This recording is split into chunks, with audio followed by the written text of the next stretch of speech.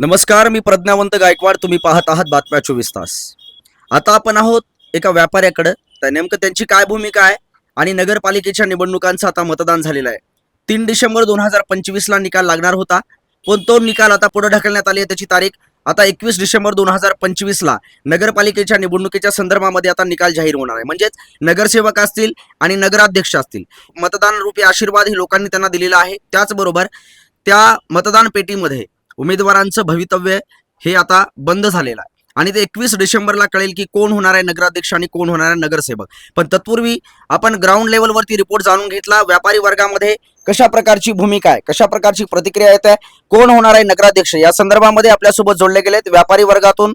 एक व्यापारी आहेत, बाजारपेठेमध्ये त्यांचं दुकान आहे. त्यांच्याकडून आपण जाणून घेणार आहोत की नक्की त्यांना काय वाटतंय की अहमदपूर नगरपालिकेमध्ये 2025 ला नगराध्यक्ष म्हणून कोणाची वर्णी लागू शकते.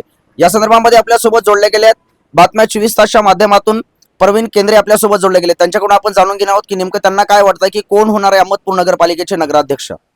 काय सांगाल? अहमदपूर नगरपरिषद निवडणूक 2025 भाजप पदाचे अधिकृत उमेदवार अँड स्वप्नील भैया होते यांचा विजय हा निश्चित आहे. त्यांच्या विजयाची कारणं धर्मरक्षक आणि तरुणांच्या गळ्यातील ताईतमान म्हणून त्यांनी परिचित आहेत.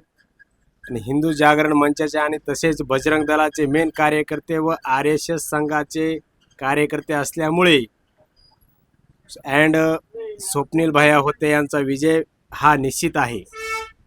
धन्यवाद आपण दिलेल्या माहितीबद्दल. ॲडव्होकेट स्वप्नील होते लोकांच्या गळ्यातील ताईत नगराध्यक्ष म्हणून त्यांच्याकडे पाहिलं जात आहे आणि ॲडव्होकेट स्वप्नील होते धर्मरक्षक म्हणून ओळखले जातात. म्हणूनच लोकांच्या गळ्यातील ताईत म्हणजेच तरुणांच्या गळ्यातील ताईत म्हणून त्यांना पाहिलं जात आहे. आणि त्यांच्याकडून प्रतिक्रिया आपण जाणून घेतली तर ॲडव्होकेट स्वप्नील होते हे अहमदपूरचे नगराध्यक्ष म्हणून 2025 मध्ये विराजमान होतील, यात मात्र शंका नाही असं ठणकावून त्यांनी सांगितलंय.